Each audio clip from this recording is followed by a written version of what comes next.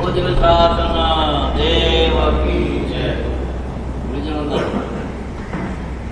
છામી ગમાતમનો મંદિર જામી જાય નામી છામી ગમાતમનો મંદિર જામી જાય નામી ચકા સુરાઈ સુગતપ શરીર દિલાબા સંયમ જાત્રા નિર્વો ચોજી સ્વામી સાદા છે વાત મળ્યો લાભ સદી છામી ગમાતમનો મંદિર જામી જાય નામી છા કારણ સદી ભગવાન પુત્ર બી પિતા સાહેબ ખાવે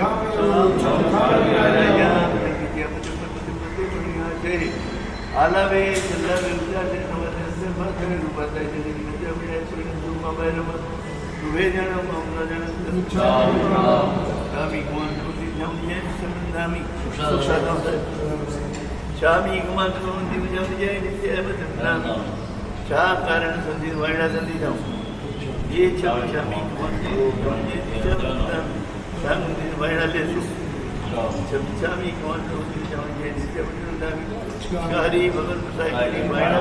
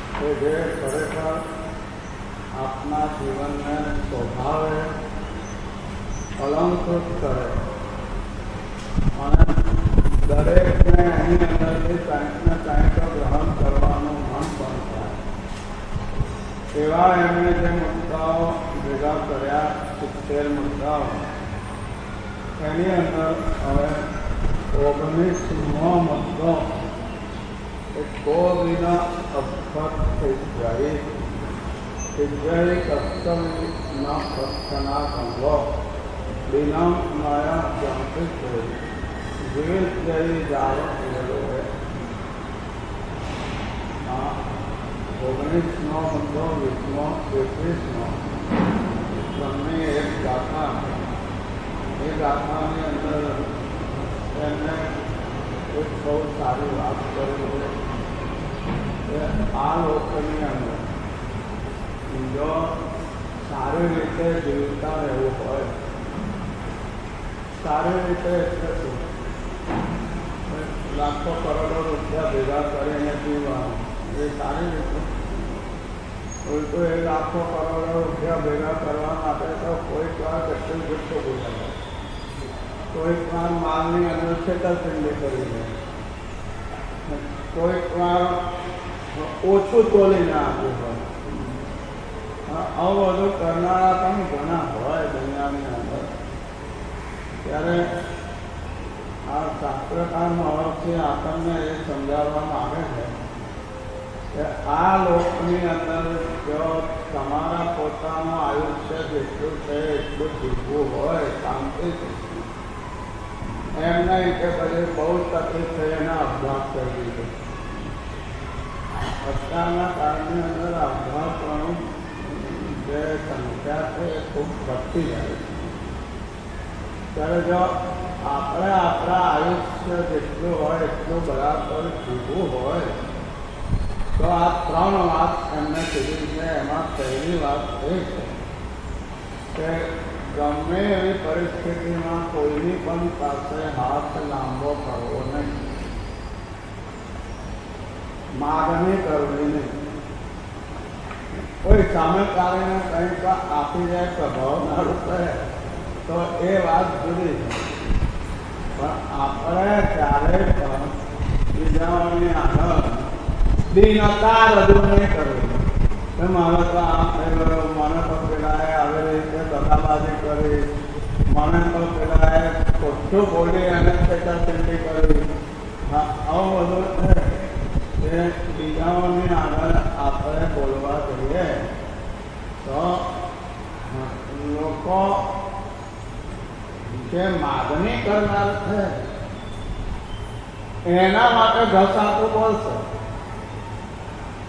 પરંતુ તે માગણી નથી કરતો સમૃદ્ધ છે પછી ભલે એને આગળ અવળું ગમે તે કરીને સમૃદ્ધિ ભેગી કરી હોય એના માટે કોઈ ઘસાતું બોલવા તૈયાર નહીં થાય પણ જેને માગણી કરવાની ટેવ પડી છે એના માટે લોકો ઘસાતું બોલ્યા વગર લશ્કર રહેવાના નથી ઉપરથી કંઈક ને કંઈક સંભળાવે તારા સગા સંબંધીઓ તો આટલા છે ભાઈ તારે અમારી કાંઈ માગવા આવવાની શું જરૂર તું કહેતા હોય તો હું એમને જણાવું એટલે કે ના ભાઈ ના ભાઈ ના તમારે જણાવવાની જરૂર નથી મને એવું લાગશે તો હું એ લોકોની પાસે પણ માગણી મૂકીશ એની ના નહીં પરંતુ શાસ્ત્રકાર મહર્ષિ તો એમ કહેવા માંગે છે કે આપણી પાસે જે કાંઈ હોય એનાથી આપણે આપણું જીવન ચલાવી લેવું શા માટે બીજાની પાસે આપણે હાથ લાંબો કરવો અને માગણી શા માટે કરવી જે માણસ માગણી કરે છે કોઈ કે એવા પણ હોય કે એની માગણી પૂરી કરે પણ એટલું સમજી રાખવાનું કે એટલે વાર કે 3 વાર એને માગણી કરીને માગણી પૂરી કર્યા પછી જેને એની માગણી પૂરી કરી છે 3 વાર એનો એ ગુલામ બને તો કંઈ આશ્ચર્ય નથી કારણ કે જેને એની માગણી પૂરી કરી છે એ વાર તહેવારે ભાઈ એને આટલું કામ જરા કરતી આવને એમ એને કામ સોંપ્યા જ કરે જરા આટલું કામ છે એ તારે ફલાણાને ત્યાં જઈને પતાવી આવવાનું છે જરા પતાવી આવવાનું આવી રીતે એક પછી એક કામ છે એને સોંપ્યા જ કરે, સોંપ્યા જ કરે, સોંપ્યા જ કરે. અને હવે પેલા આ શાસ્ત્રકારની વાત છે ને એ જો સાંભળી હોય, બન્યો હોય તો યાદ આવે. શાસ્ત્રકારે વાત તો સાચી કરેલી કે ક્યારેય પણ કોઈની પાસે માગણી કરવી નહીં. પોતાને માગણી કરવી છે કંઈક ને કંઈક કામ આવ્યું છે એના માટે, અથવા તો પોતાનું જીવન છે તે બરાબર ગુજારવું છે અને એમાં કોઈએ એવું પોતાને ખાવા પીવા મળતું નથી. કોઈ વાર ભૂખ્યા પણ રહેવું પડે તો એના માટે માગણી કરવાની જરૂર પડે. અથવા તો પોતે કોઈની પાસેથી માલ સામાન લીધો હોય અને એ માલ સામાનના પૈસા ભરવા માટે બીજાને કીધું હોય કે જરા તમે ભરી દો ને પછી હું તમને પાછા આપી દઈશ. એવી રીતે પોતે પૈસા વસૂલ કર્યા હોય પછી શું થાય કે જેને પોતાના માટે 100, 200, 500, 1000 રૂપિયા એના વચ્ચે ચૂકવી દીધા છે, એની ગુલામી કરવી પડે તો એમાં કાંઈ આશ્ચર્ય નથી. એ ડગલે ને પગલે જરા તો આવી જશે ને કામ છે. જરા તો તારી બાજુમાં પેટ ફલાનો છે ત્યાં આગળ જઈ આવીને એને આટલું કહી આવો જરા. આવી રીતે ડગલે ને પગલે એને એનું કામ છે એ બધું પતાવવું જ પડે. કારણ પોતાના જીવનની અંદર જ્યારે બહુ જ મહત્વનો સમય આવીને ઉભો રહી ગયેલો ત્યારે એને 2-4 જણ પાસે માગણી કરેલી. પણ પેલો કે અત્યારે મારી પાસે આમ નથી, અત્યારે મારી પાસે આમ નથી, મારે જ આટલું આપવાનું છે. આના બહાના કરનારા પણ હોય જ. એવા અવસરે જેને એને પોતે સદભાવથી બરાબર સહાય કરે તો એનો ઉપકાર તો માનવો જ જોઈએ કે ભાઈ 2-4 ટકાને ગયો કાંઈ મળ્યું નતું ને તમે મને મેં કીધું ને તરત તમે મને મદદ કરી દીધી. ખરેખર તમારો આભાર જિંદગી સુધી ક્યારેય પણ ભૂલાશે નહીં. આ રીતે જેને બીજાની પાસે માગણી કરવી પડે છે એને સીધું પહેલી માગણીમાં મળી જાય એવું લગભગ બનતું નથી. જેની પાસે માગણી કરી છે એ પણ કંઈક ને કંઈક બહાનું કાઢે કે ભાઈ જો આ મારી પાસે બધો માલ આવ્યો છે ને, હું એમ સમજતો હતો કે ભાઈ 25,000 મારે ચૂકવવાના છે, પણ આ માલ એને રવાના કર્યો ત્યારે બિલ મોકલ્યું છે 27,000નું. ભાઈ મેં એને પૂછાયું કે કેમ આવો? તો કે તને માલ મોકલ્યો એની આગલી સાંજે જ એના ભાવ વધી ગયા હતા. હું શું કરું? ત્યાં જેટલો મંગાવ્યો એટલો તો મારે મોકલવો પડે કે ના મોકલવો પડે? એટલે હવે 25,000 ને બદલે મારે 27,000 ચૂકવવાના આવ્યા. તો હું તને જરૂર સહાય કરું, ના નહીં, પરંતુ પછી મારે પણ તારી પાસે માગણી કર્યા કરવી પડે. અને એમાં તને કંટાળો આવે તો કદાચ આપઘાત પણ કરી દે તો બધો દોષ મારા માથે આવીને ઉભો કે આને એને વારે ઘડીએ સતાય કર્યો અને એને લોકોની અંદર પોતાનું મોઢું બતાવવા જેવું રહ્યું નહીં, એટલે એના કારણે બિચારાને આપઘાત કરવો પડે. જો એવું છે કે દરેક મનુષ્ય બધા સત્વશાળી હોતા નથી અને શાસ્ત્રકારોએ સત્વને પણ બહુ જ મહત્વ આપ્યું છે. સત્વ એટલે ગુજરાતીમાં કહીએ તો હિંમત. કે ગમે તેવું પોતાના માથે કાંઈક ભાર આવે, આપત્તિ આવે, તો પણ પોતે હિંમત ગુમાવે નહીં. આજે નહીં તો કાલે, કાલે નહીં તો પછીના દિવસે આપણું પુણ્ય જાગશે ત્યારે આપણું કામ થયા વગર રહેવાનું.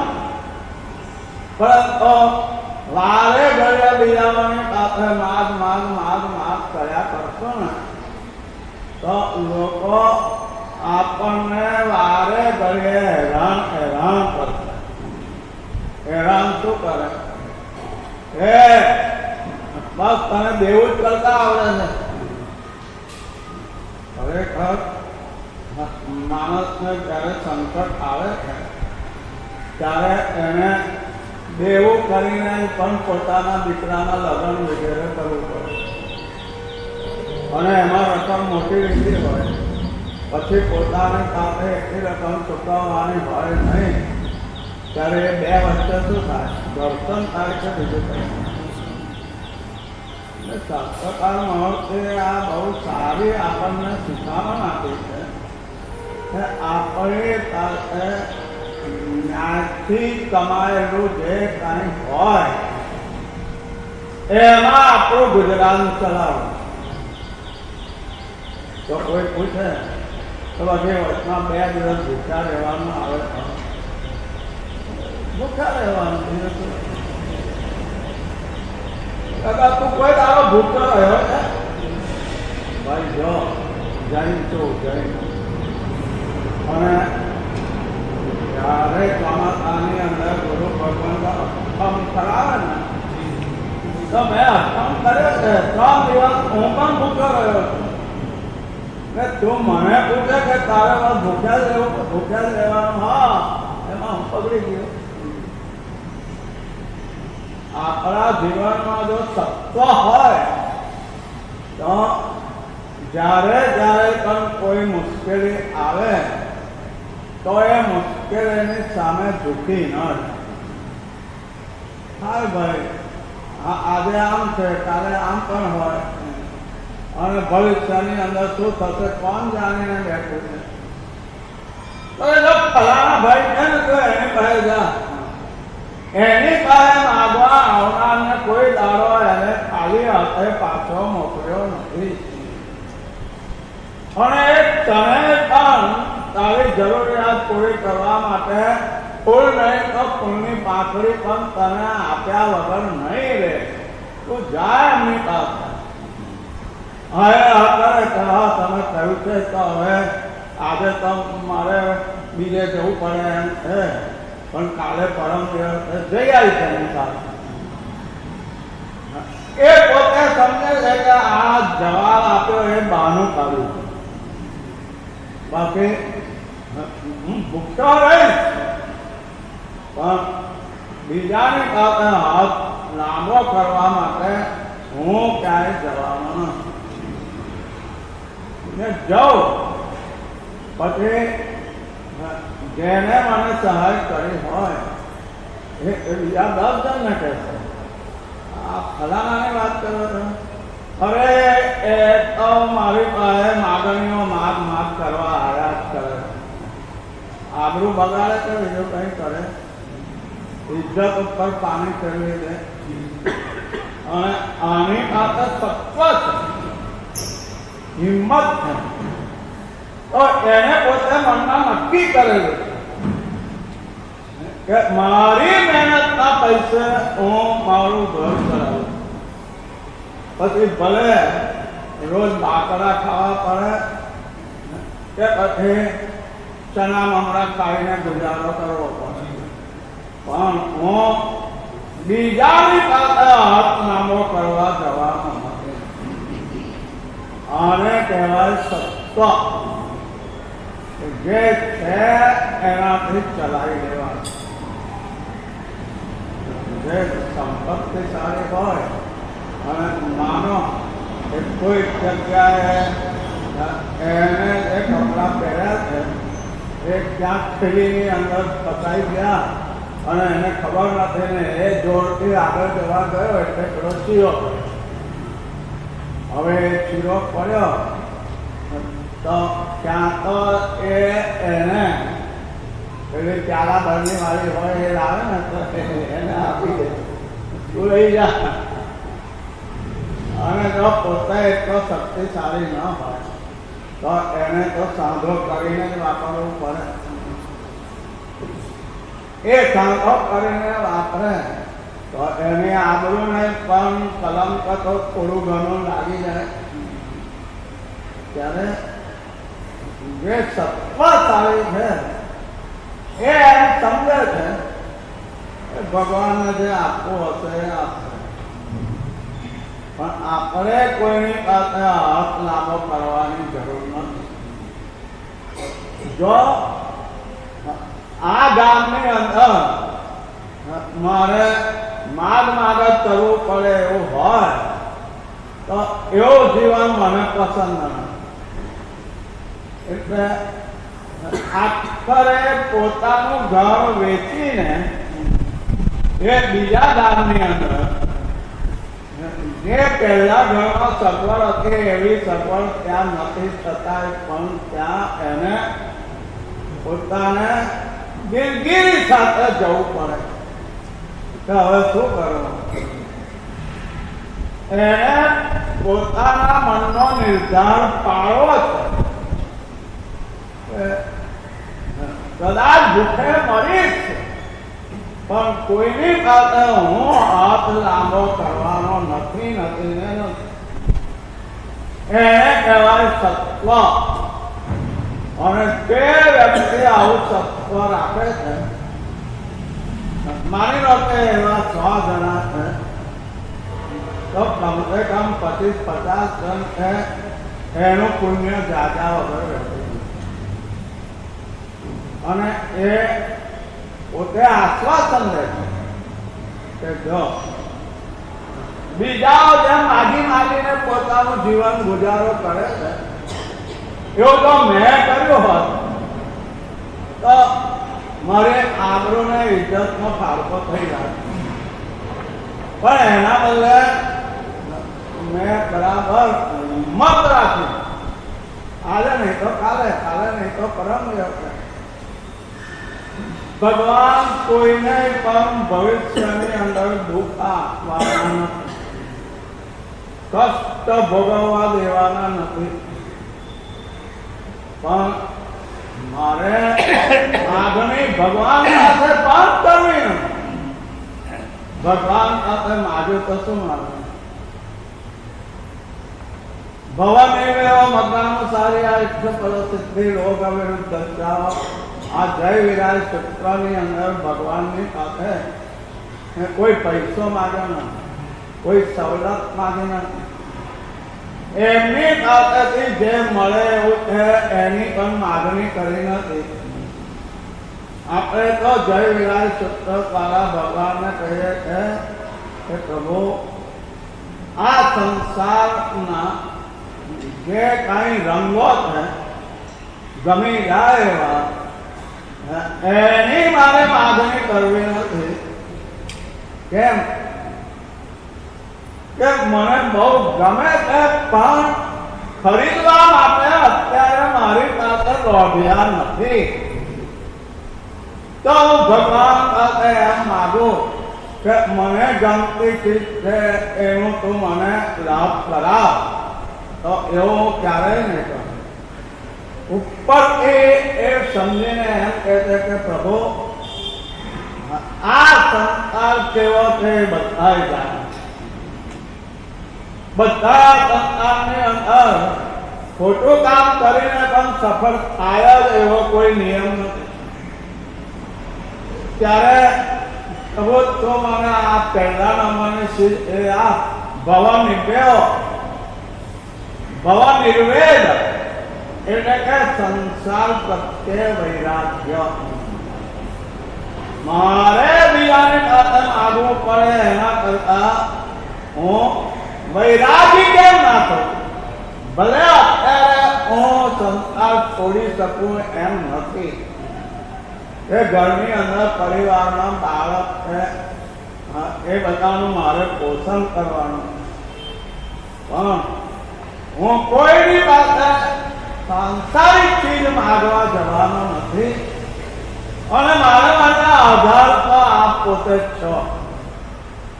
કોઈ પણ સમજો છો કે ભવિષ્યની અંદર આપ મારા ભગવાન એ મારી સામે જોયા વગર રહેવાના નથી એટલો મને વિશ્વાસ.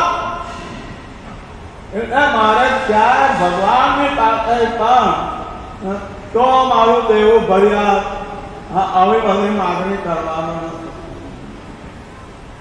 શું કરવું છે? આ સંસારના ઉપર મને વૈરાગ્ય થાય એવી ભેટ આપો આપ્યો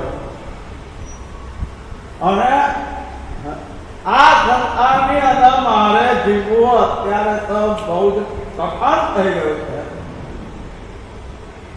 તો કોઈ મને સલાહ આપે છે કે તું પેલાને ત્યાં જઈને આમ કરી આવ, આને ત્યાં જઈને આમ કરી આવ, એક વાર તારું કામ તો થઈ જશે ને. તો એ કહે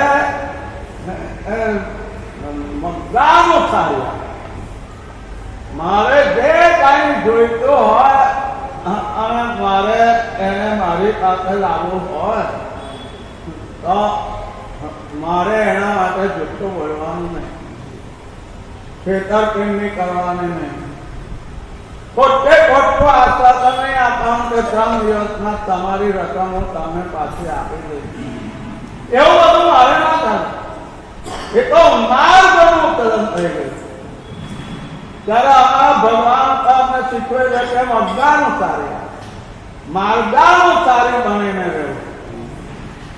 કે ભાઈ જીવનની અંદર આપણો પાપોદય થયો હોય ત્યારે આપણી આવી સ્થિતિ કતરી જાય એમાં કઈ આશ્ચર્ય નથી. અને તે વખતે લોકોએ રસ્તામાં સામે આવે તો આપણા મોઢા સામે ના જોવે. આપણે એના માટે મનની અંદર જરાય પણ ખેદ નહીં કરો કે અત્યાર સુધી સમય મળે ત્યારે તો કેમ સારું છે ને આટલું બોલતા હતા અને હવે તો સામે આવે તો મોડું આમ કરીને નીકળી જાય.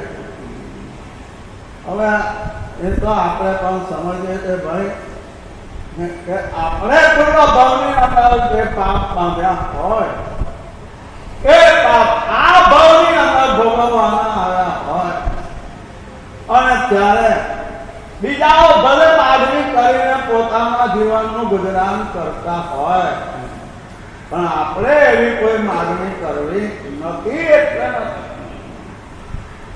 ભવિષ્યની અંદર જો આપણો પરમાત્માની કૃપાથી પુણ્યોદય જાગશે તો બધું સારું થશે અને આપણો પાપોદય એ હજુ પણ ઘણો ભોગવવાનો બાકી હશે તો માગણી કર્યા પછી પણ આપણું પોતાનું કરવાનું નથી.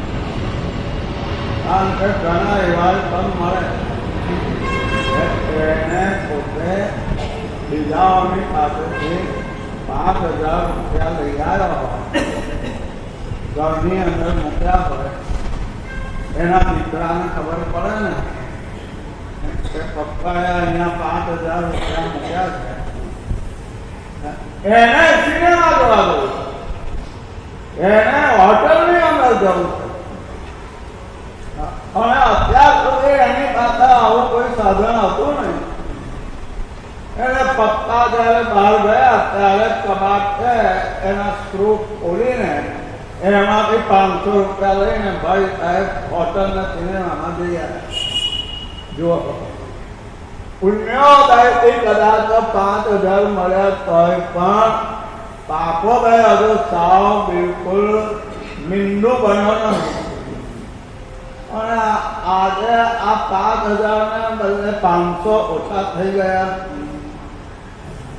એને શંકા તો પડે કે આપણા ઘરમાં રહેનારનું આ કામ હોય કે બહારથી કોઈ આવીને આવું કરી જાય નહીં અને પછી પોતાના ઘરમાં પૂછપરછ કરે કે ભાઈ અહીંયા કાલે આવું હતું અને અત્યારે 500 ઓછા છે, તમને લોકોને કઈ ખબર છે કોણ આવ્યું કોણ રહી ગયું?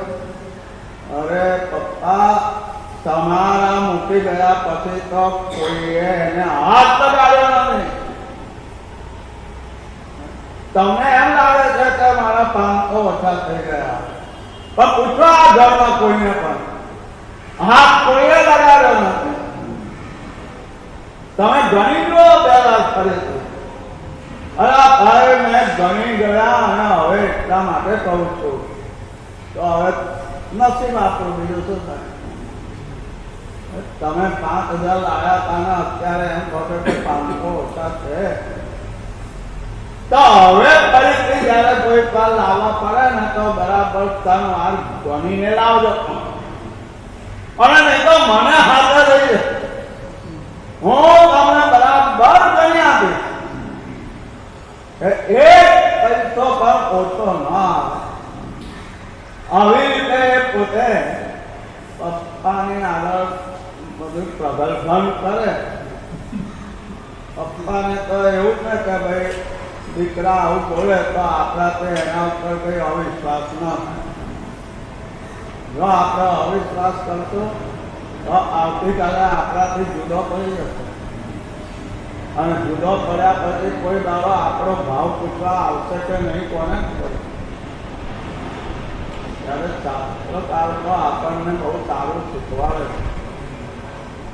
કોઈ ક્યારે પણ આપણે કોઈની પાસે હાથ લાંબો કરવો નહીં. ભલે આપણા કાકા હોય, મામા હોય, કાકાનો દીકરો હોય, મામાનો દીકરો હોય, ભલે પોતાનો મોટો ભાઈ હોય, પણ આપણે એ લોકો જેવી રીતે સમૃદ્ધિ ભોગવે છે આપણે એની કોઈ લાલસા રાખવાની જરૂર નથી. કે પરમાત્માની ઈચ્છા હશે એમ થશે. પણ એના માટે આપણે આજે કોઈની પાસે માગ્યું અને એને આપ્યું પણ ખરું, પણ પછી પોતાને બજારની અંદર બીજા 1-2 જણ મળશે ને એટલે પૂછશે ગઈકાલે તમારે પેલાની પાસે પૈસા લેવા જવું પડે. અમે તો આંખો લાગે કે બીજું પોતાનું જેની પાસે મેં માગણી કરી ઉદાર છે મને આપું તો કરો. પણ હવે મારા માટે આવી રીતે પ્રચાર થવા માંડ્યો કે આ ભાગતારે મારી પાસેથી 5000 લઈ ગયા અને મને એમ કહ્યું કે હવે એની અત્યારે પરિસ્થિતિ એટલી સારી નથી તો ચાલો આપણે આપી દો. આમ એ ક્યારે પણ કોઈ દિવસ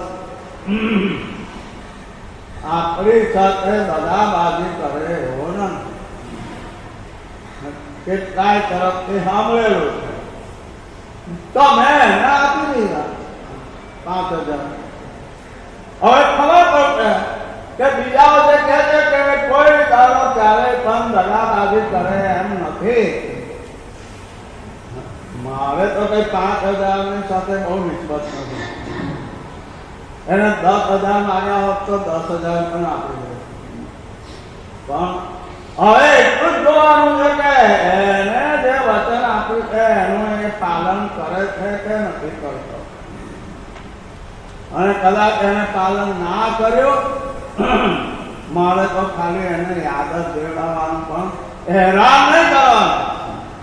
હવે તારે મારા ઘરમાં પગ નહીં મૂકવાનો. પગ મૂકવો હોય તો 5000 લઈને આવજો. કેટલાક સુમાખી લોકો આવું પણ બોલી દે. ત્યારે જેને આપ્યા છે એને તો એટલો મનની અંદર સમજી લેવું જોઈએ કે હવે આ પાછા આવે તો પરમાત્માની કૃપા. અને ઘણે વાર નથી આવતા પાછા. આપણે એમ સમજી લેવાનું કે આપણા નસીબમાં નહીં એના નસીબમાં હશે તો એ લઈ ગયો.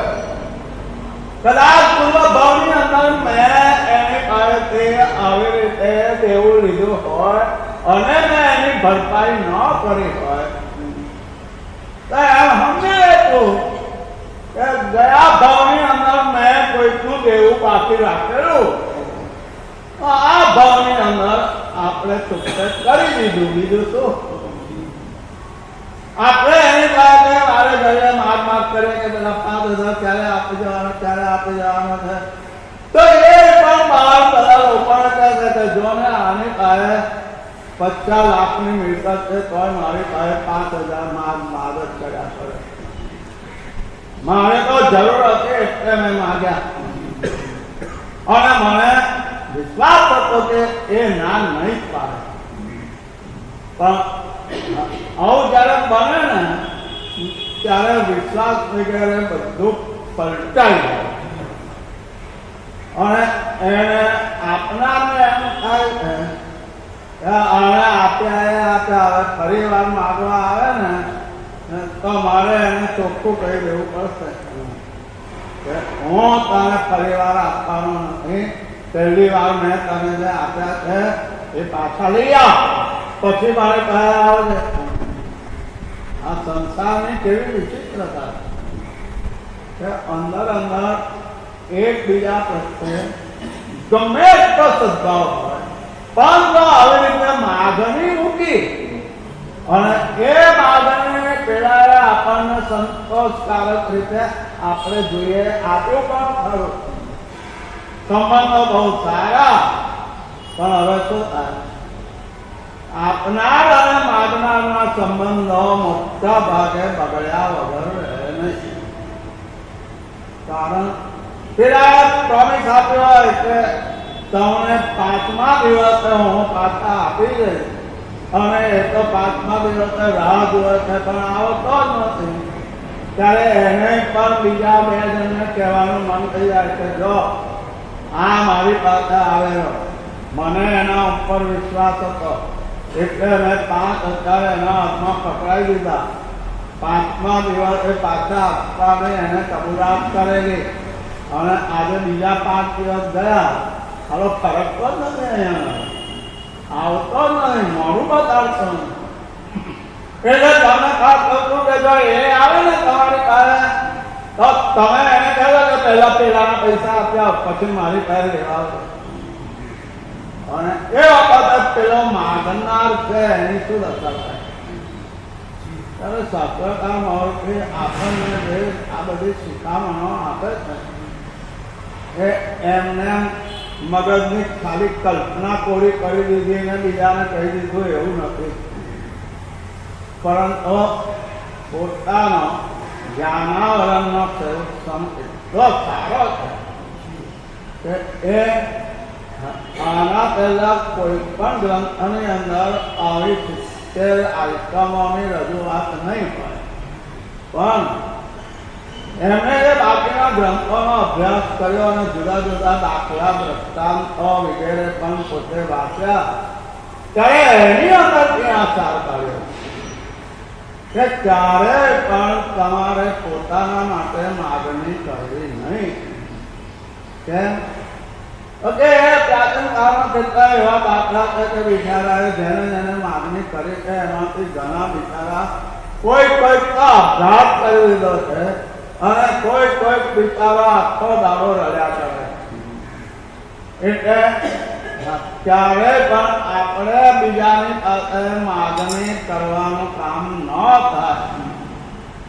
જે વસ્તુ આપણે જોઈતી હોય એના વગર ચલાવી લેતા શીખવાનું કે ભાઈ મારા ઘરમાં મહેમાન આવે પણ બેસવા માટે એક ખુરશી નથી, બોલો શું કરવાનું? મારે તો સંતાન પાથરવું પડે છે પછી મહેમાન આવે તો કે ભાઈ પધારો અહીંયા, અને જે મહેમાન આવે એને કંકાન પર બેહાડું ને તો ફરીથી પછી હું એને કહું કે મારે ત્યાં પ્રસંગ એને તમે કાલ આવજો તો એ બહાનું કારણે ખર્ચી હશે પણ નહીં આવે મારા ઘરે. અને કોઈ ત્રીજો એને પૂછે તો તું કેમ ના રહ્યો? અરે એના ઘરે તો કંકાન પાસીને બેહાડે, એક ખુરશી પણ એના ઘરની અંદર નથી પછી એના ઘરે જઈને આપણે શું કરીએ? આપણા ઘરમાં કે બીજા ઘરમાં આપણે જઈએ તો એક નહીં 2-4 ખુરશીઓ હોય અને આપણને આપણે નીચે બેસતા નીચે તમારી ખુરશી પર જ બેસવાનું. એ રીતે આપણને ખુરશીથી સ્વાગત કરે અને આના ઘરે કાંઈ ના હોય એના ઘરે હવે આપણે જઈને કામ શું છે કે આ માગનારના માટે આવી રીતે કલ્પના કરે અને પછી બીજા પણ એવા થોડાક હોય ને તો એને ચેતવણી આપે, સાવધાન કરે.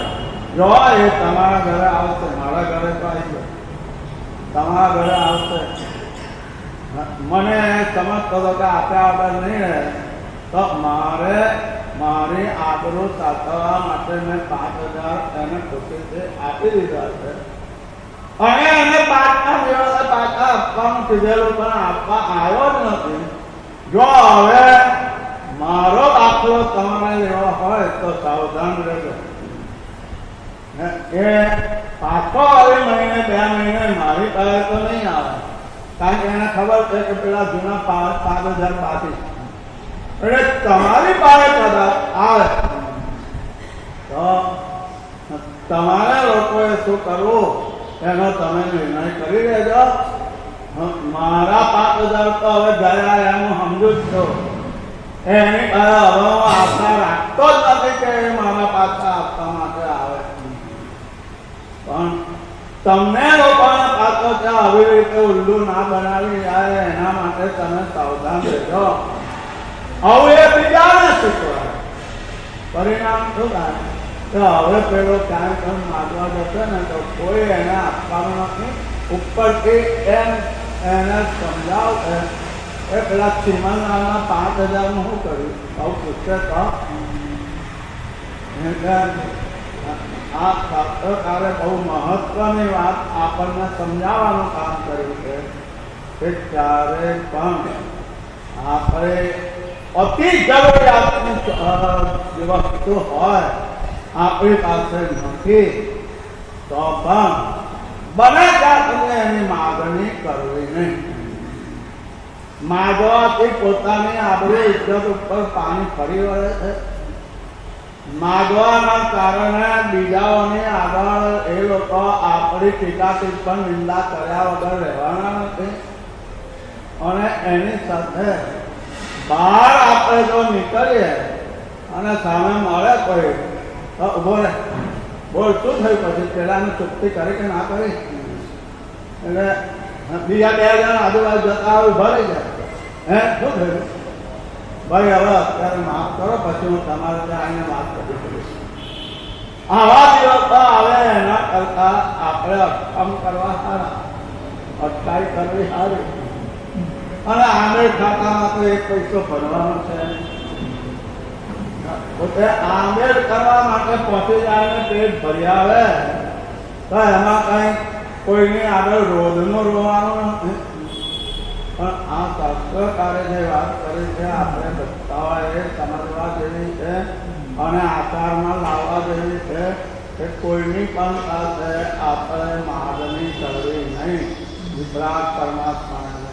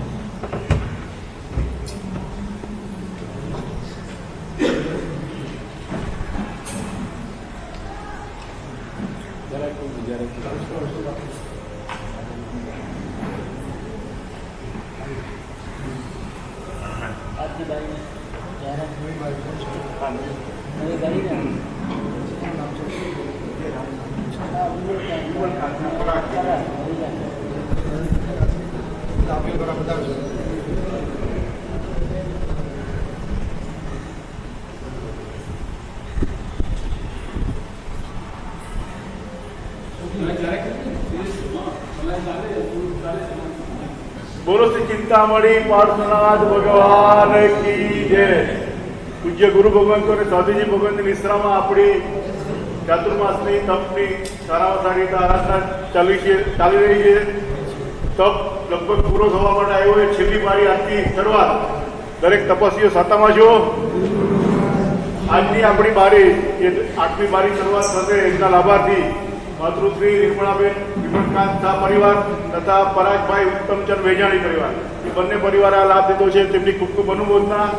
શનિવારે બહેનોની શિબિર પરમ પૂજ્ય સાધુજી ભગત ઉજ્જવલ ધર્માશ્રીજીના પ્રેરણાથી પરમ પૂજ્ય પ્રશાંત ધર્માશ્રીજી મહારાજ સાહેબના પરિવારજનો તરફથી છે. રવિવારે સવારની શિબિર કિરીટભાઈ દલીચંદ હરિચંદ શાહ પરિવાર તરફથી અને બાળકોની શિબિર દિલીપભાઈ ભોગીલાલ શાહ એ પરિવાર તરફથી છે. દરેકની ખૂબ ખૂબ અનુમોદના. અને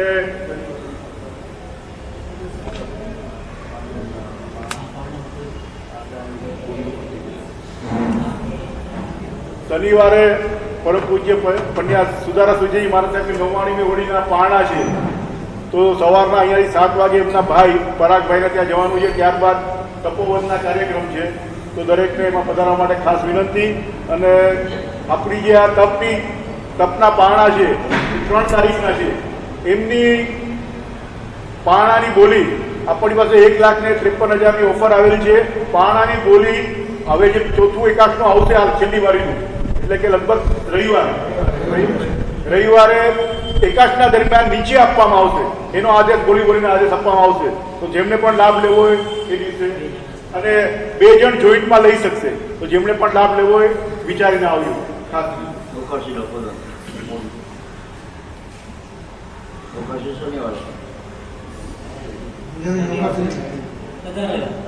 અને સુધારત સાહેબનો જે 99મી હોળીના પારણાનો પ્રસંગ છે તેમાં જે પદાર્થ દરેક નવરાત્રિનો ગુરુવંદન છામી ગમાસનો મંજુ જમજાય નિશ્ચય વંદામી છામી ગમાસનો મંજુ જમજાય નિશ્ચય વંદામી છગા પુરાઈ સુપદપો સદિદાબા સંયમ જાત્રા નિર્મોષોજી સ્વામી સાદાજી આત્મનિર્ભર નાથસોજી છામી ગમાસનો મંજુ જમજાય નિશ્ચય વંદામી છામી ભગવાન ભૂમિ યુદ્ધરાય કામેઓ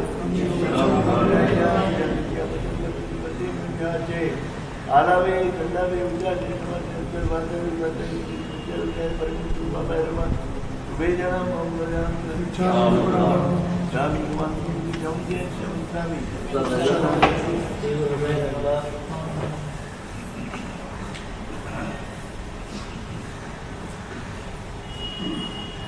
हमने अवसर तेण भोगव्यो खाया 47 जाना पन्नता समझा अते जाने रुपये जाने धर्मी जाने चित्ते जाने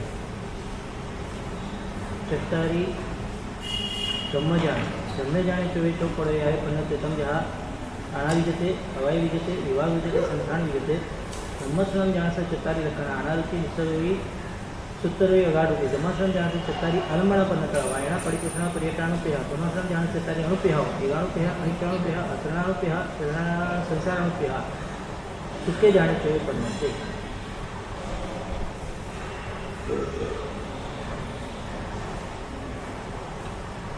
अनंत उपकारी 3 लखना देवादिदेव चरण तीर्थाधिपति सर्वदर्शी सर्वपारगामी सर्व अंतर्जामी एवं वीर प्रभुना चरणों में अनंत शुभकामना. कल्याणकारी તીર્થંકરવન આત્માનું કલ્યાણ પોતે સાધીને જાય છે અને અન્ય જીવો આત્માઓ અન્ય એવા પ્રકારના ભવ્યાત્માઓ જે કોઈ પણ ભગવાનના સંપર્કમાં આવે છે અથવા ભગવાનના સંપર્કમાં નથી આવતા એ લોકોને માટે પણ ભગવાન દેશના ફરમાવીને જાય.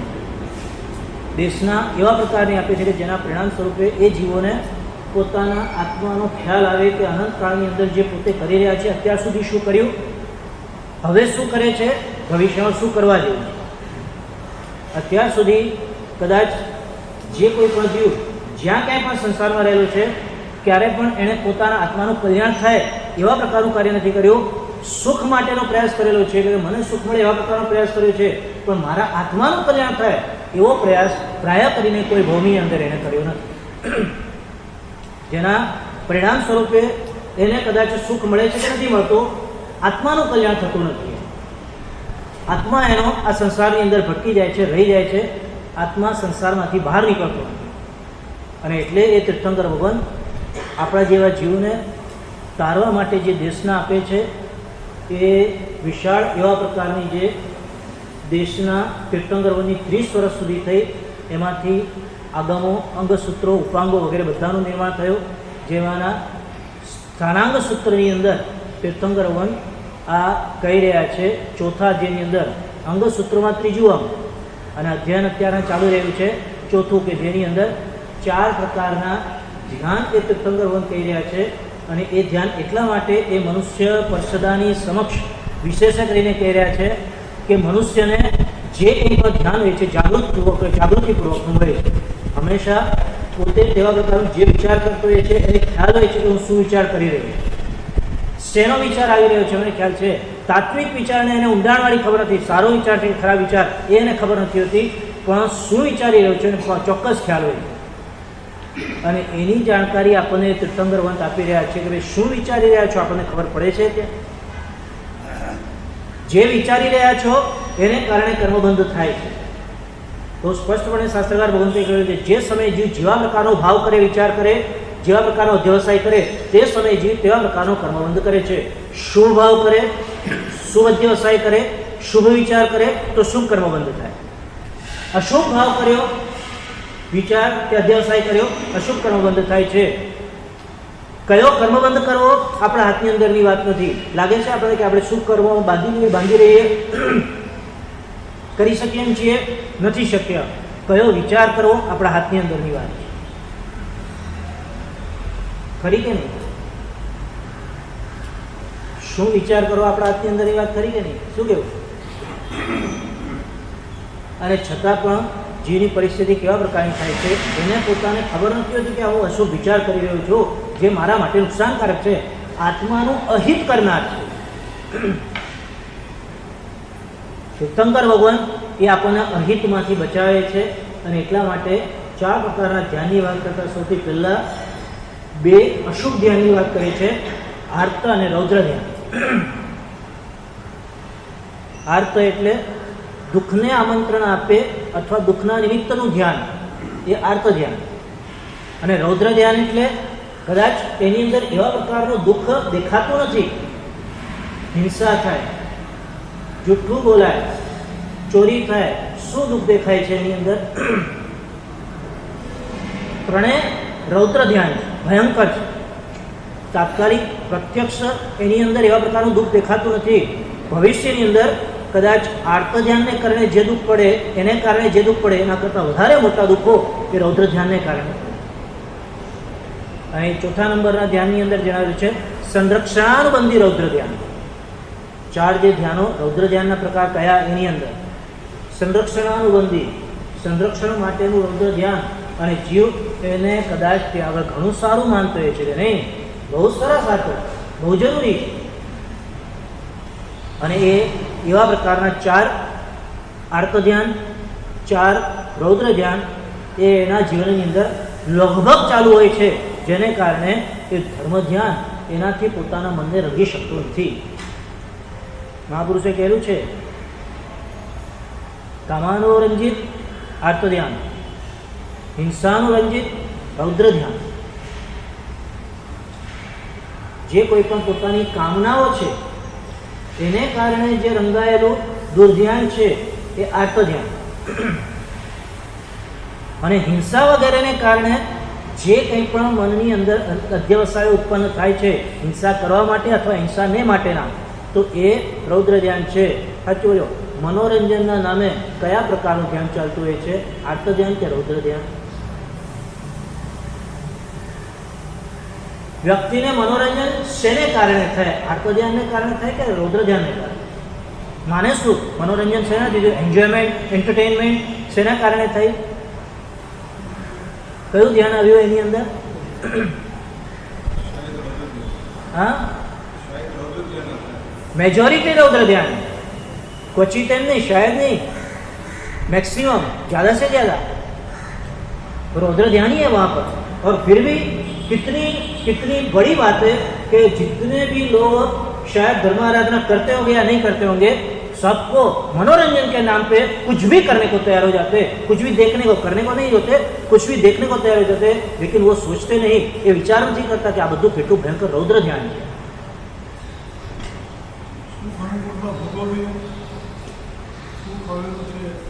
સુખ આવે દુઃખ આવે. સૌથી પહેલા આર્ત ધ્યાનના પ્રકારોની અંદર વાત થઈ ગઈ. ઈચ્છિત મનગમતી વસ્તુઓના સંયોગ અને વિયોગ માટેનું ધ્યાન. ઈચ્છિત મનગમતી વસ્તુ સંયોગ વિયોગનું ધ્યાન, સુખ માટેનું ધ્યાન, આર્ત ધ્યાન.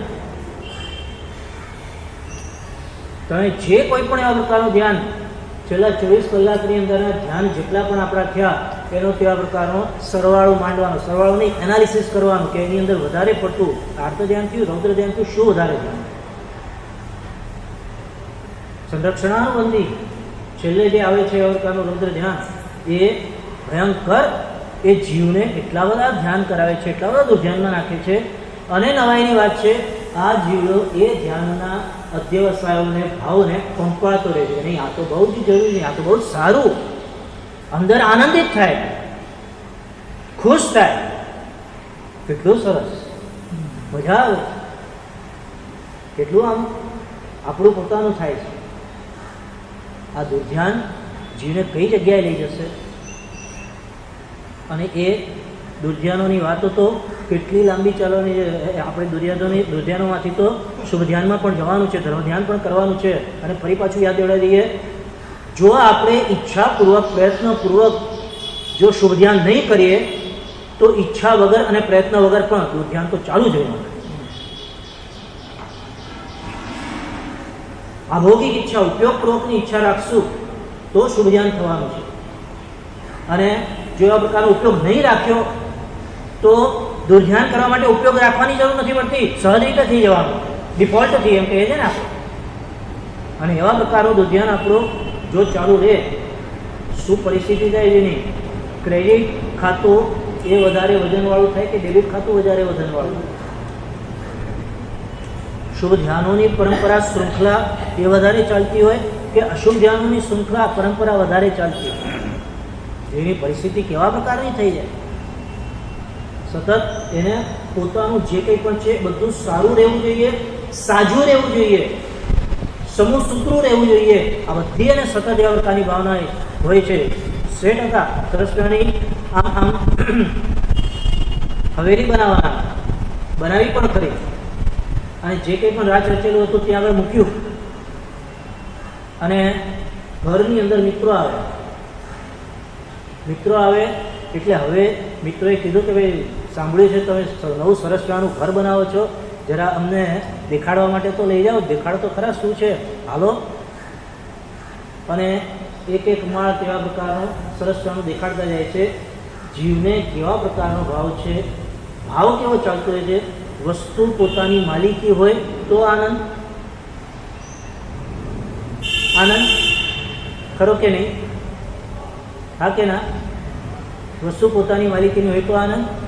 પણ બીજા કોઈને એની પર નજર ન પડે, નજર ન નાખે, એના વિશે કંઈ બોલે નહીં તો આનંદ. શું થાય? નહીં સમજ્યા કે નહીં સમજ્યા?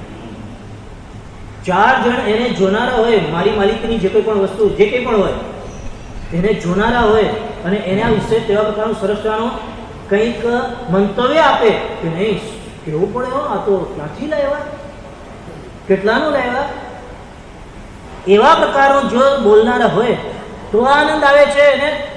અને એ આનંદ પોતાની માલિકીનો હોય છે કે માત્ર બીજાના મંતવ્યનો હોય છે, માત્ર ને માત્ર મંતવ્ય. અને એ આનંદ એવા પ્રકારનો વિકૃત છે જેની અંદર પોતાને કોઈ એવા પ્રાપ્તિ ફાયદો થતો નથી, માત્ર બીજાના 2 શબ્દો પોતાને પ્રાપ્ત થાય એવા પ્રકારની આશા અપેક્ષા રાખેલી હોય છે, જે દુર્ધ્યાનમાં જાય. તે પછી ઇષ્ટ સંયોગ ગણો એની અંદર જઈ શકે છે, અથવા અનિષ્ટનો વિયોગ ગણો એની અંદર જઈ શકે.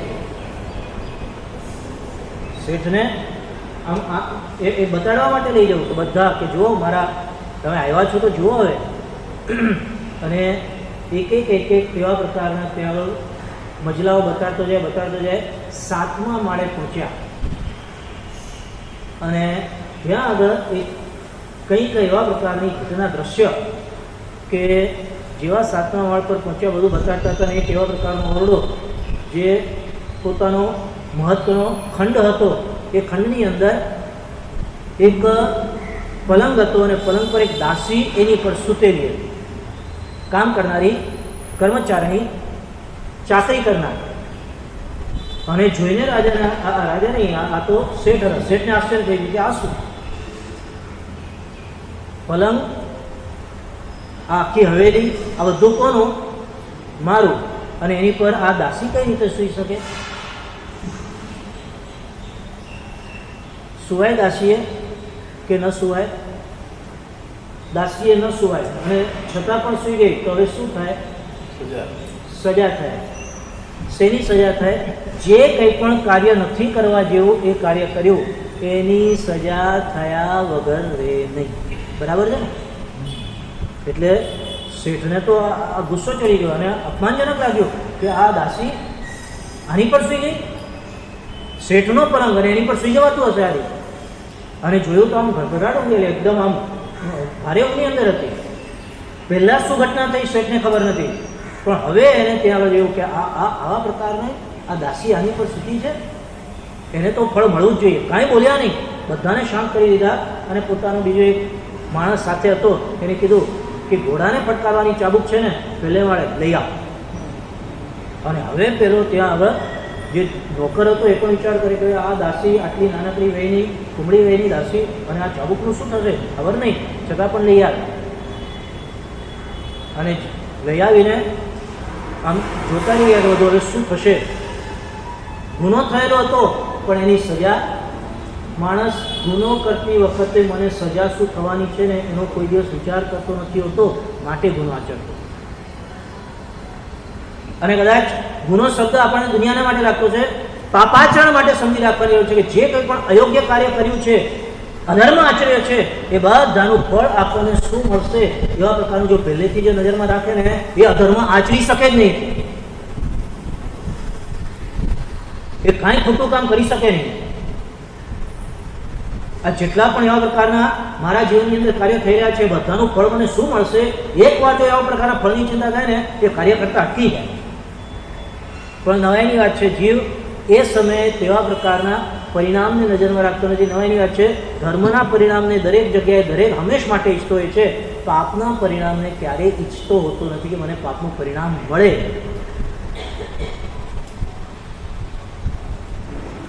પણ યાદ રાખવાની જરૂર છે, ધર્મ કરો તો ધર્મનું પરિણામ મળે છે, પાપ કરો તો પાપનું પરિણામ મળે છે. એકે વસ્તુનું પરિણામ ન મળે એવા પ્રકારનું બનતું નથી. એવા પ્રકારનો જે કોઈ પણ વિચાર કરે એ ધર્મ ધ્યાન છે. 4 પ્રકારના ધર્મ ધ્યાન કીર્તનગર ભગવંતે અહીંયા આગળ આર્તોને રુદ્રજાનથી બચવા માટે કહેલા છે. સૌથી પહેલા નંબરનું આજ્ઞા વિજય. ધર્મ ધ્યાન, ધર્મ માટેનું ધ્યાન કરવું, અને એમાં સૌથી પહેલા નંબરનું આજ્ઞા વિજય અથવા વિજય. વિજય એટલે એના વિશેની વિચારણા, ભગવાનની આજ્ઞા વિશેની વિચારણા કે મારા ભગવાનની શું આજ્ઞા છે. આજ્ઞા 2 પ્રકારની હોય, ડૂઝ એન્ડ ડુ નોટ્સ. નિયમો હોય ને, વિધાન વાક્ય, પ્રતિષેધ વાક્ય.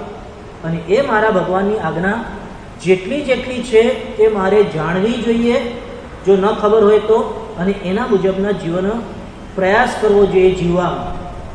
એને જે કંઈ પણ આવા પ્રકારનું જીવે વિચાર્યું તો એ બધું આજ્ઞા વિશે.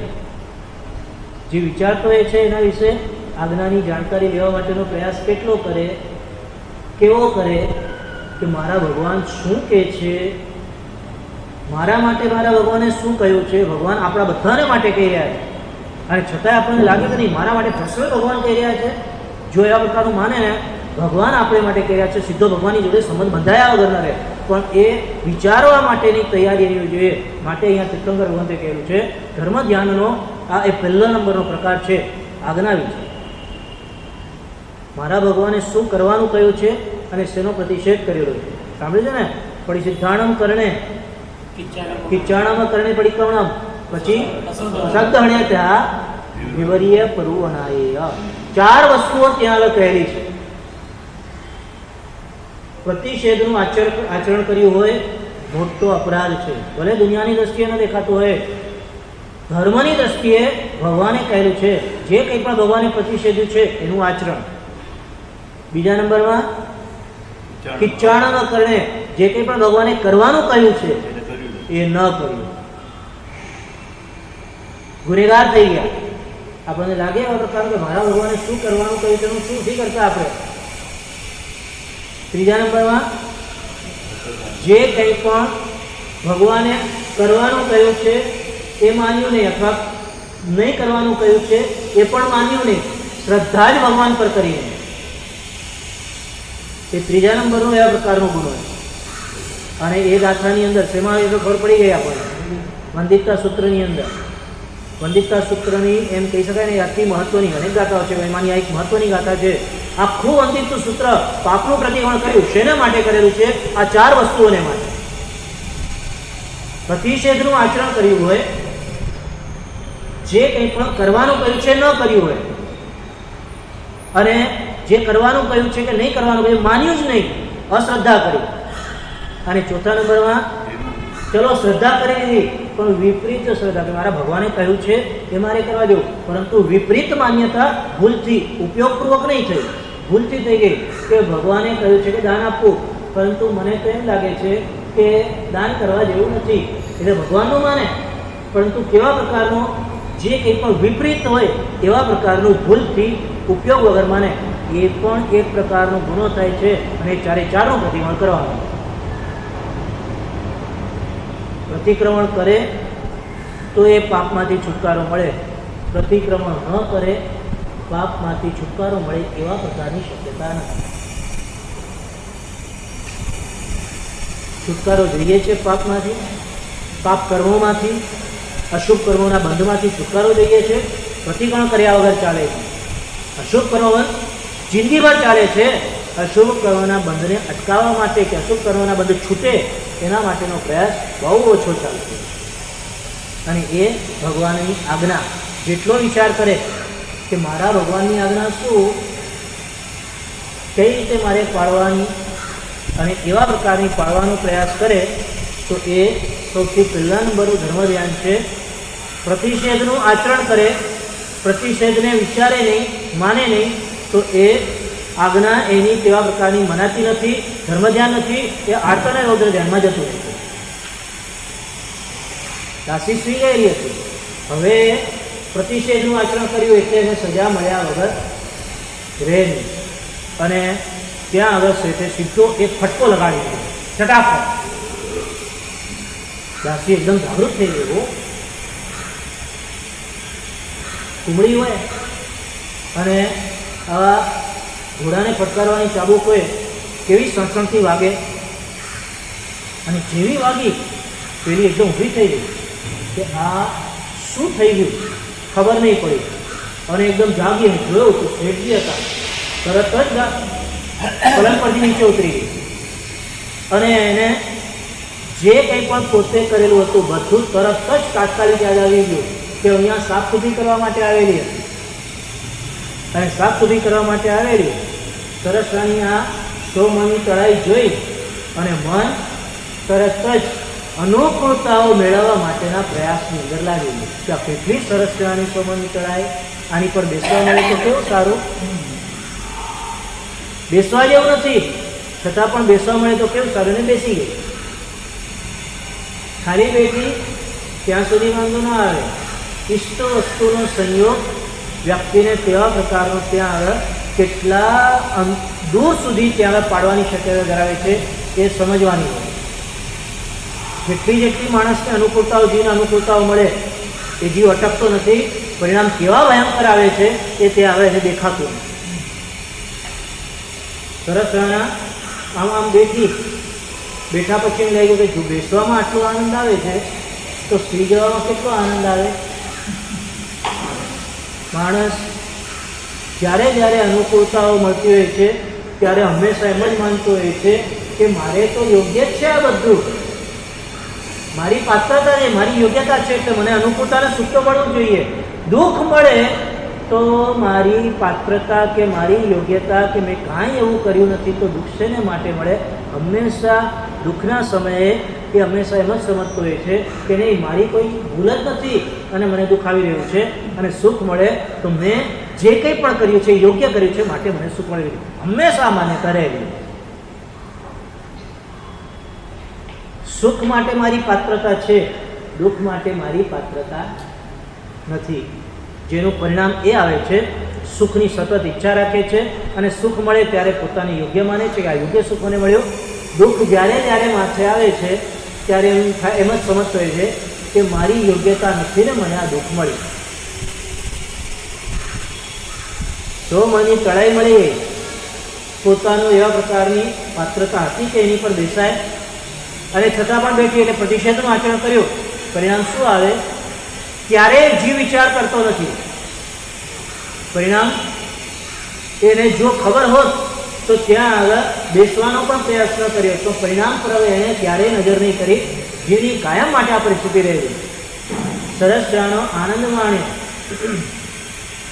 પ્રતિષિદ્ધ છે કે જે શેઠની એવા પ્રકારની 100 મણની કળાઈ હોય, શયનખંડ હોય, એની અંદર એને બેસવું ન જોઈએ, છતાં પણ બેઠી અને હવે આનંદ છે કે હા, બેસવામાં આટલો આનંદ આવે છે તો થોડીક વાર માટે આડા પડીએ તો કેટલો આનંદ આવે, કેવો આનંદ આવે. અને આડી પડી 7મા માળ અને 7મા માળના પવનને કારણે એને ઊંઘ આવી ગઈ, ખબર પણ નહોતી. અને એનું આ પરિણામ. પ્રતિષેધનું આચરણ કરે જીવને એના પરિણામનો કોઈ દિવસ વિચાર આવતો હોય છે. અને કેટલા એવા પ્રકારના પ્રતિષેધ વસ્તુ હોય છે જેનું આચરણ કરવા માટે જીવ અલગ અલગ બહાના કરીને એ પ્રતિષેધ જે કંઈ પણ હોય બધાનું આચરણ કરી લે. શાસ્ત્રકાર ભગવંતે આ બધા જ પ્રકારના ધર્મ ધ્યાન કહેલા છે. સૌથી પહેલા નંબરનો આજ્ઞા વિશે, બીજા નંબરમાં અપાય વિશે. અહીંયા આગળ તીર્થંકર ભગવંત ખુદ કહી રહ્યા છે કે અપાય કેવા પ્રકારનો અપાય એટલે શું કે જે કોઈ પણ રાગ વગેરેને કારણે આ લોકમાં કે પરલોકમાં જે કંઈ પણ પોતાને અનર્થ થાય છે એનો વિચાર કરવો, એનું નામ અપાય વિજય નામનું ધર્મ ધ્યાન. સમજાયું? ધર્મ ધ્યાન કરવું છે આપણે. ધર્મ ધ્યાન કરવાની ઈચ્છા કરી આપણી તો આ 4 પ્રકારના ધર્મ ધ્યાનમાં બીજા નંબરનું ધર્મ ધ્યાન છે કે જે કોઈ પણ રાગ વગેરેને કારણે, રાગ, દ્વેષ, મોહ વગેરેને કારણે જે કંઈ પણ એવા પ્રકારનો પરિણામ આવે, અનર્થ થાય ભવિષ્યની અંદર, તો એ પરિણામનો વિચાર કરવો, એનું નામ અપાય છે. આપણા જીવનની અંદર ક્યારે આનો વિચાર કરીએ આપણે, ક્યારે વિચાર કરવા બેસીએ તેની આ બધાનું પરિણામ શું આવશે? જ્યારે કંઈ પણ એવા પ્રકારનું કાર્ય ક્રિયા કરતા હો, એ રાગને કારણે, મોહને કારણે, દ્વેષને કારણે જે કંઈ પણ ચાલતી હોય ત્યારે એમાંથી આત્મા કઈ રીતે બચે એનો વિચાર હોય. આમાંથી હું કઈ રીતે કર્મથી છૂટીશ એનો વિચાર હોય. મારા આત્માનું કઈ રીતે પરિણામ મળશે, આની અંદર આત્માને શું પરિણામ મળશે એવા પ્રકારનો વિચાર હોય તો સમજી રાખવાની જરૂર છે કે અપાય વિષયની અંદર આવે છે.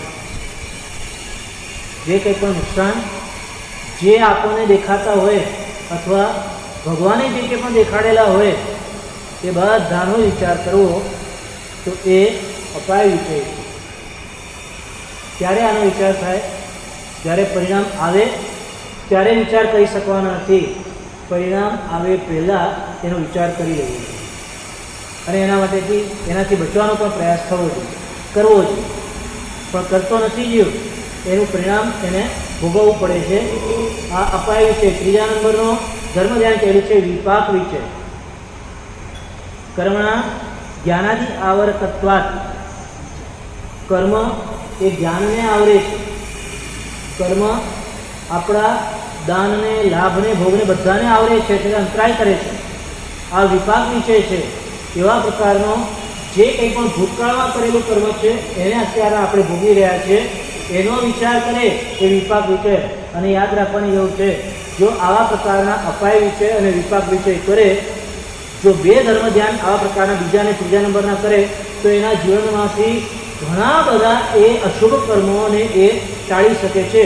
અશુભ કર્મોના ઉદયને પણ ટાળી શકે છે અને અશુભ કર્મોના બંધને પણ ટાળી શકે છે. જો અપાય વિષય અને વિપાક વિષયનો ખાલી વિચાર કરે, અપાય વિષય એટલે ભવિષ્યમાં શું ફળ મળવાનું છે, વિપાક વિષય એટલે વર્તમાન કાળમાં મને શું ફળ મળી રહ્યું છે એનો વિચાર કરે. અને આ રીતે 3 પ્રકારના જે કોઈ પણ કર્મો ધર્મ ધ્યાનો છે એનો વિચાર કરવો છે. પેલી દાસી તો ત્યાં આગળ એક ફટકો ખાધો અને એકદમ વિવળ બની ગઈ કે અરે આ શું થઈ ગયું, ભયંકર એવા પ્રકારનું ત્યાં આ મારા ગુનાનું ફળ મને અત્યારના મળી ગયું. અને જે એને આમ વાગ્યું હતું એને કારણે જે એને પરિણામ બળતરા થઈ રહી હતી એને સતત તેવા પ્રકારનું થઈ રહ્યું હતું કે અરે રે આ મેં શું કર્યું, જે નહોતું કરવા જેવું કર્યું એનું આ પરિણામ પ્રાપ્ત થયું. અને હજી બીજું કંઈ વિચારે ત્યાં આગળ પેલા શેઠે બીજો ફટકો લગાડ્યો. એક તો અપમાન મારું ન કરવા જેવું કર્યું અને મારું અપમાન પણ થયું અને બીજો ફટકો લગાડ્યો. અને બીજો ફટકો જેવો લાગ્યો એ વિચાર કરવા બેઠી કે ભાઈ આ શેઠ તો મને ફટકા મારે છે, શેની સજા આપી રહ્યા છે, નહીં કરવા જેવું કર્યું એની સજા આ શેઠ આપી રહ્યા. હવે નહીં કરવા જેવું કાર્ય કરે એની સજા મળે તો આ સજામાંથી મારે હવે છૂટવું કઈ રીતે? અને તરત જ પોતે કેવા પ્રકારનો વિચાર કરે છે કે આની અંદર જો શેઠને કંઈક એવા પ્રકારો કહેવામાં આવે તો એ શેઠ કેવા પ્રકારની સજા કદાચ ચટકાવી દે. અને એ શેઠને કહેતા પહેલાં એ દાસી હસવા માંડી.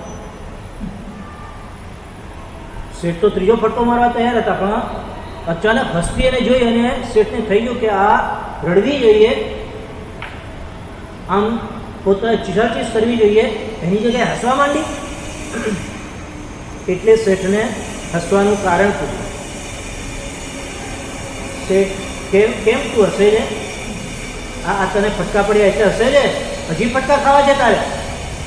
અને ત્યારે દાસી કે મારે તો ફટકા ખાવા નથી, પરંતુ મને તમારી દશા જોઈને હસવું આવે.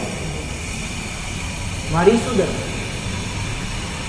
તું આ કામ કરે છે મારી દશા એમ કહે છે? મારી દશા તો જોઈ લે, આ સારામાં સારી છે જ, 7 માળની હવેલી, બધું મારું છે, આ પલંગે મારું છે, પણ તું એની પર સૂતી એટલે તને આ એની સજા મળેલી છે. ત્યારે દાસીએ કીધું કે શેઠજી આ પલંગ પર હું સૂતી એની મને સજા મળી, બરાબર છે. હું કેટલી વાર માટે સૂતી? 10-15 મિનિટ માટે સૂતી હોય ગઈ, અડધી ઘડી પણ માંડ સૂતી હોય છે અહીંયા આગળ, મને ખબર નહીં પડી અને હું અહીંયા આગળ સૂતી રહી એની મને સજા મળી. જો અડધી ઘડી સૂતી રહે એની આટલી સજા હોય તો મને શેઠ તમારી પર હસવું આવે છે. જિંદગીભર તમે આની પર અત્યાર સુધી સૂતા છો અને ભવિષ્યમાં સુવાના, તમને કેટલી સજા મળશે? અને શેઠને એકદમ લાગી આવે કે અરે આ શું બોલી રહી? આની પર સુવાની આ સજા જો એને મળી રહી છે તો એ બોલી રહી છે એકદમ બરાબર છે, મને ભવિષ્યની અંદર શું સજા મળે? શેઠની ચાબુક હાથમાંથી પડી જાય છે, ત્યાં આગળ તરત ને તરત નીકળી જાય છે અને સીધા શેઠ ત્યાં આગળથી નીકળીને બધો જ વિચાર કરીને કે અત્યાર સુધી તો મેં ખાલી આવા પ્રકારની સુવા માટેની નહીં, બધા જ પ્રકારની અનુકૂળતા મળે.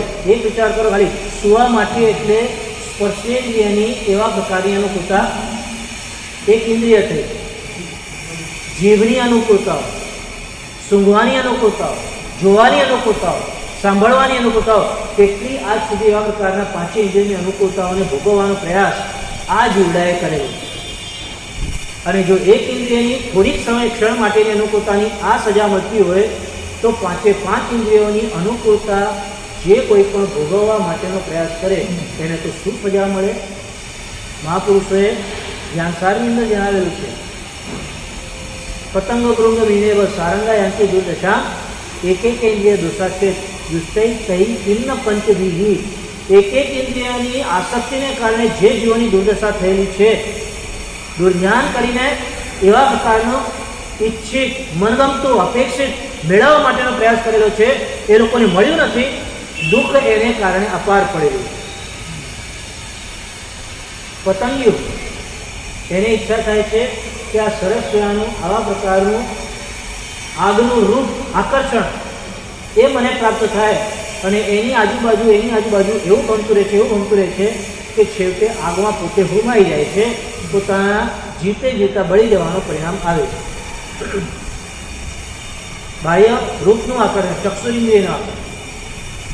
ભમરાને એવા પ્રકારનો જે સુગંધ છે કોઈ પણ ફૂલની અંદર રહેલી એનું આકર્ષણ, અને એ સુગંધ લેવાની અંદર એટલો બધો આસક્ત થાય છે, એટલો બધો આસક્ત રહે છે કે જેને કારણે અન્ય કોઈ પણ જીવ મોટું આવીને એને કોળિયો કરી જાય છે, એની એને ખબર પડતી નથી. સીધો જ્યારે ભયંકર આવા પ્રકારની પીડા થાય ત્યારે છૂટવાનો પ્રયત્ન કરે, છૂટી શકતો નથી, પ્રાણનો ત્યાગ કરો. માછલી રસનેન્દ્રિયની અંદર એવા પ્રકારની લોલુપ થાય છે.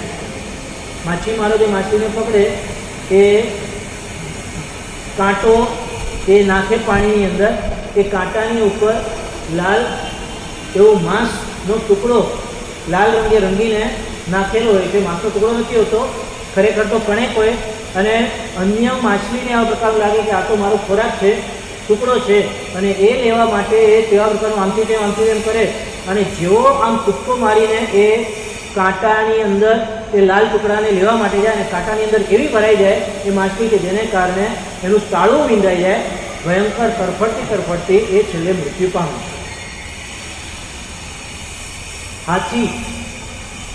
હાથીને પકડવા માટે હાથણીને સામે લાવે અને હાથણીને ભગાવડાવે. શિકારીઓ જે હોય હાથણીને ભગાવે, અને આ હાથી જોઈએ કે હો હાથણી મારે એને મેળવવી છે, એ હાથી પણ એની પાછળ ભાગે. એ હાથણીને એવી જગ્યાએ લઈ જાય અને પછી ત્યાં આગળ વળી જાય જંગલના એવા રસ્તાની અંદર, અને જેવી એ વળી જાય ત્યાં આગળ હાથી જવા માટે જાય, અને હાથી જેવો ત્યાં આગળ જાય મોટો 20-25 ફૂટનો ખાડો કરેલો હોય, ઊંડા માથે હાથી એની અંદર પડે અને એવા એના હાડકા ખોખરા થઈ જાય. 15 દિવસ મહિના સુધીને કાંઈ ખાવાનું ન આપે, આવડો મોટો હાથી એવો નરમ ઢીલો ભેંસ થઈ જાય, અને પછી એને બીજા રસ્તે એને બહાર કાઢે, કાયમ માટે એને ગુલામ બનાવે. હાથણી મળતી નથી અને ગુલામી કાયમ માટે જિંદગીભરની કરવી પડે. આ સ્પર્શેન્દ્રિયની લોલુપતાને કારણે થતું પરિણામ આવે. છેલ્લે પેલો મૃગલો હોય એ આમ જુએ કે આ સરસ પીણાનો સારામાં સારો અવાજ ક્યાંથી આવી રહ્યો છે, એ દોડતું ત્યાં આગળ જાય, જુએ ચારે બાજુ ક્યાં અવાજ આવે છે, અને એટલો મધુર અને મીઠો અવાજ સાંભળવાની અંદર એકાગ્ર થઈ જાય. ગાડીની પાછળથી અવાજ આવતો હોય પણ એ સાંભળવાની અંદર એકાગ્ર એવો થઈ જાય, એટલો બધો લીન થઈ જાય કે એને ખબર ન પડે કે ઝાડ ઉપરથી જે શિકારીઓ છે એની ઉપર ઝાડ નાખી દે છે અને એને બાંધી દે છે. એના પછી ચામડી, હાડકા, માંસ, શીંગડા બધું જ કાઢી નાખે અને એને પ્રાણ ત્યાગવા પડે.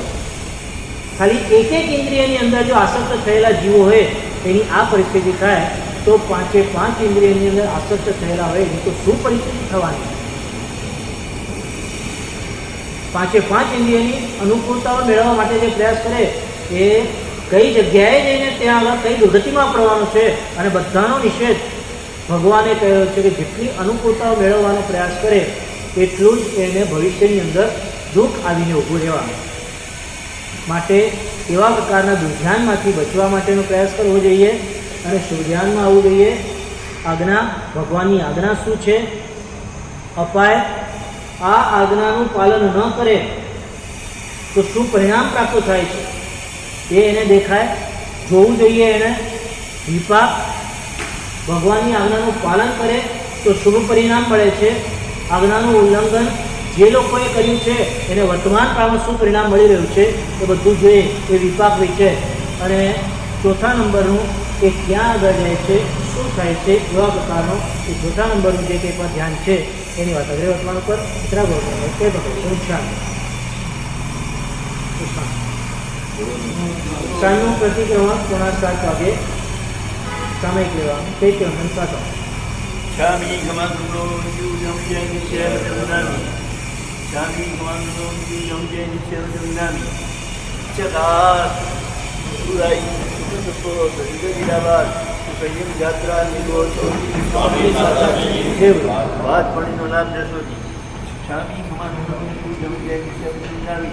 ત્યાં સુધી કે ભગવાનના પુત્ર જીવને રાય ખામે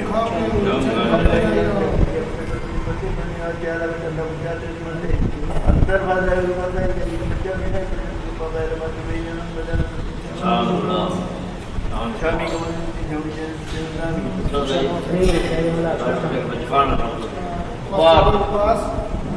सूर्य के बच्चे बच्चे देवी के ग्रहण पाण पाण के मत और सूर्य ने पाठ कर ग्रहण पाण हाथ ऊर्जा के परिवार वडे के टीएमपी आश्रम खान खान मत और सूर्य चंद्र विश्राम ग्रहण मत सूर्य ग्रहण पाणसाल के सचेतन था वो श्री और से जामेल प्रोफेसर का है कोर्स से स्टार्ट कोर्स के परिवार वडे के ग्रहण पाण खान चंद्र ग्रहण आयन बिल के कुछ है तो सूर्य ग्रहण लेवा है तो सूर्य के ऊपर मतलब या अंदर हम के टीएमपी आश्रम खान मत और सूर्य ने सागर गांव के दूर में पानी का मत सूर्य ग्रहण पाणसाल के सचेतन के केला विशाल के वो में कहना करते हैं वो श्री